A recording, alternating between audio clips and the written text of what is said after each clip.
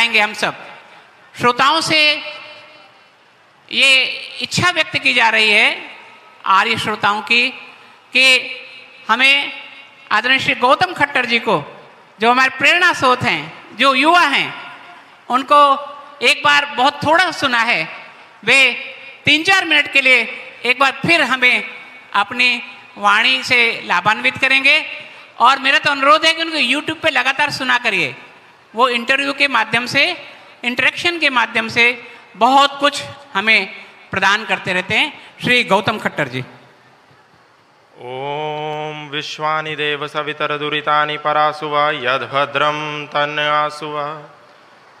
मंच पर आसीन सभी सन्यासीगण एवं आर्य जगत के विभिन्न नेता, सामाजिक कार्यकर्ता तथा आर्य समाजों के प्रतिनिधि एवं दर्शक दीर्घा श्रोताओं की श्रृंखलाओं में बैठे हुए देश भर के विभिन्न कोनों से आए हुए महानुभावों को, मातृशक्ति को, आचार्यों को, भजनोपदेशकों को, प्रचारकों को मैं नमन करता हूं।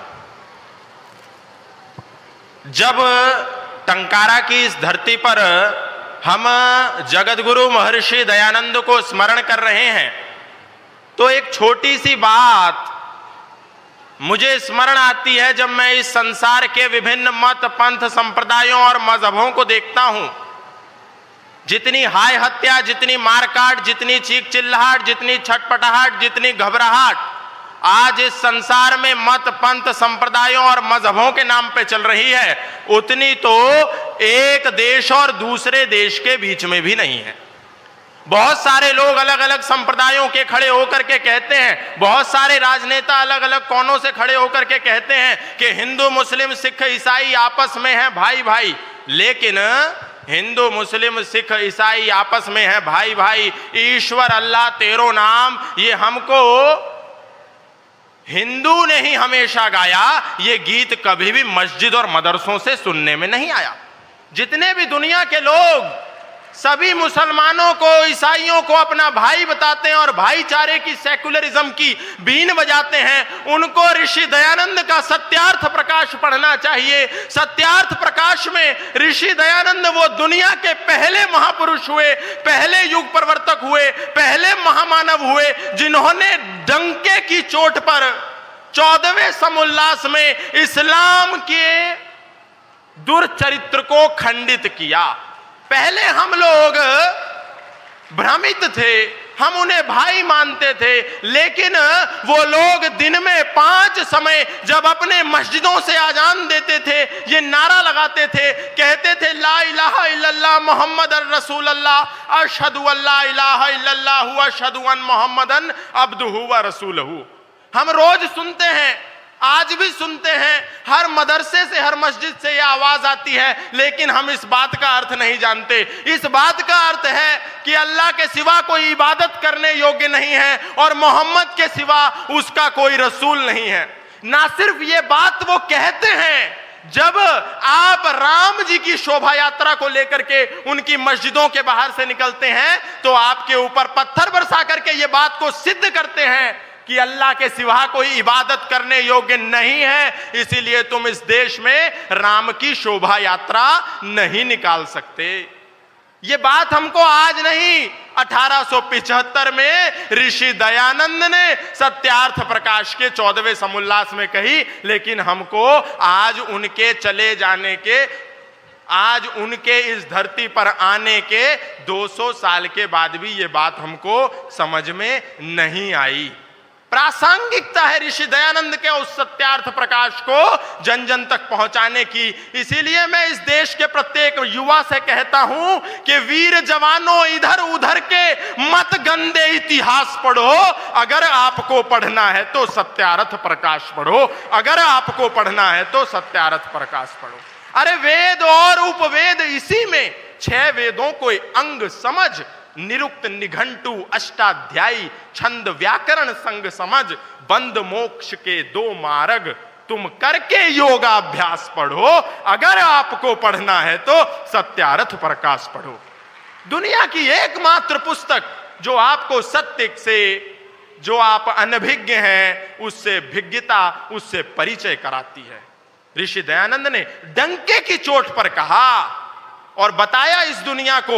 हमको पता ही नहीं था, हम जिनको भाई मान करके बैठे थे उनकी कुरान की सूरा तौबा 9 आयत संख्या 5 में लिखा था, फैज़न सलखल अश्रुल हुरुम फक्तुल मुश्रिकीन हैसु वजदतुहुम वखजुहुम वसरुहुम वक़उदुलहुम कुल्ल मरसदीन फ़इन ताबू व अक़ामुस सलात व आतवुज़ ज़कात फ़खल्लू सबीलहुम इन्नल्लाहा गफ़ूरुर रहीम। वो कहते हैं अपनी कुरान में कि जहां कहीं मुश्रिकों को पाओ, जहां कहीं ईमान ना लाने वालों को पाओ, जहां कहीं अल्लाह का ना मानने वाला इंसान पाओ, वहीं उसकी घात में बैठो और उसका कत्ल कर दो। और हम अपने मंदिरों में कहते रहे, ईश्वर अल्लाह तेरो नाम, ईश्वर अल्लाह तेरो नाम।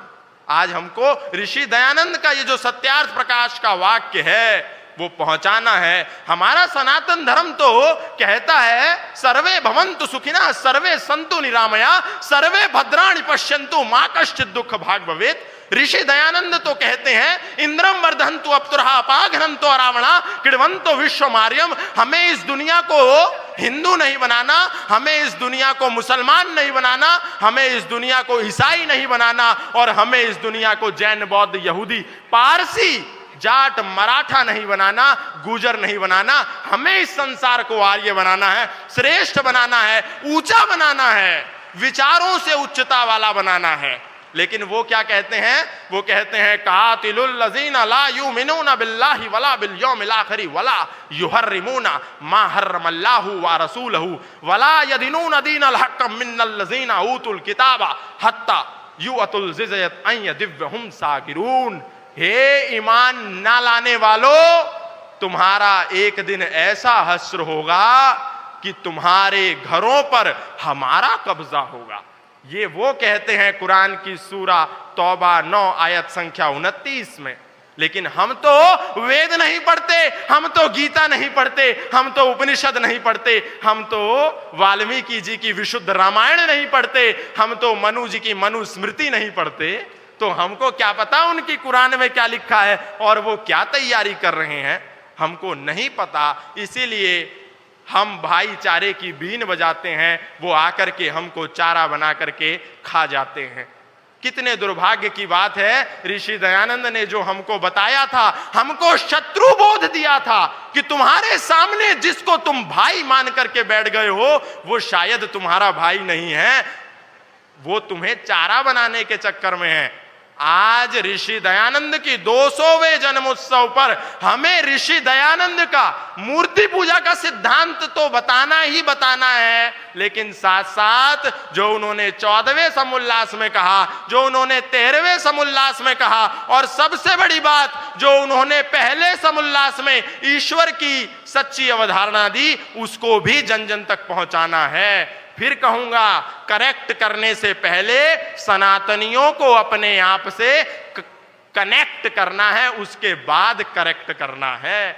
अगर पहले करेक्ट करेंगे तो वो डिस्कनेक्ट हो जाएंगे। पहले उन्हें गले लगाओ, फिर प्यार से काजू कतली में नीम भर के अपने भाइयों में बांट दो, ताकि वो ये ना समझें कि ये हमको कोई कड़वी दवाई खिला रहे हैं।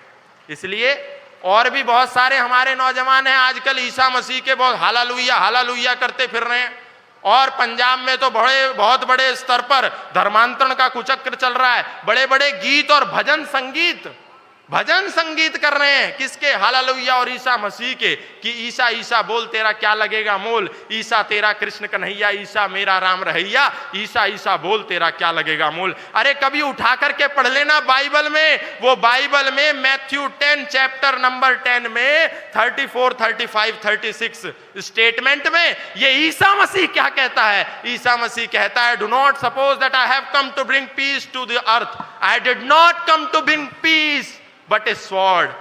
I come to turn a man against his father, daughter against her mother, and daughter-in-law against her mother-in-law. Man's enemy will be the member of his own household.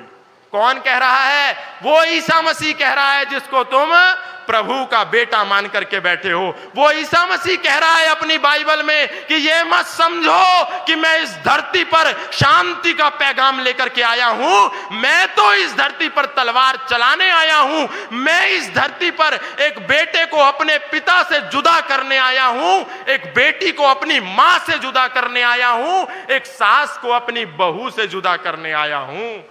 हम उस ईसा मसीह को भगवान मान करके बैठ गए हैं और हमारे घरों में नौजवानों के गले में क्रॉस का लॉकेट आ गया है। आप संकेत समझिए और अपने उन युवाओं को सही रास्ता दिखाइए और उनको गले से लगाइए और ऋषि दयानंद का Satyarth Prakash, the light of truth, अपने नौजवानों तक पहुंचाइए। नए नौजवानों तक मॉडर्न तरीके से Satyarth Prakash, the light of truth पहुंचाइए। वो हिंदी में नहीं पढ़ते, अंग्रेजी में पहुंचाइए। अंत में बस कुछ पंक्तियां कहूंगा और अपनी वाणी को विराम दूंगा क्योंकि अगला कार्यक्रम है। अरे कातिलों की मुक्ति का विधान हो गया यहां, आज देशद्रोही भी महान हो गया यहां। कल लिए हुए खड़ा था बम बनाती टोलियां, जो उजाड़ता रहा हो मेहंदी मांग रोलियां। अरे जो सदा वतन की लाज को उजाड़ता रहा और भारतीय का मानचित्र फाड़ता रहा, जो नकारता रहा हो देश के विधान को, थूकने की चीज मानता था संविधान को, उसके सर पे धर के ताज हो रही है आरती। रो रहा है देश प्रेम, रो रही है भारती। अरे जो हमारी रोती मातृ भूमि को सुकून दे और देशद्रोहियों को गोलियों से भून दे, ऐसी सरफरोशी का हमें आनंद चाहिए।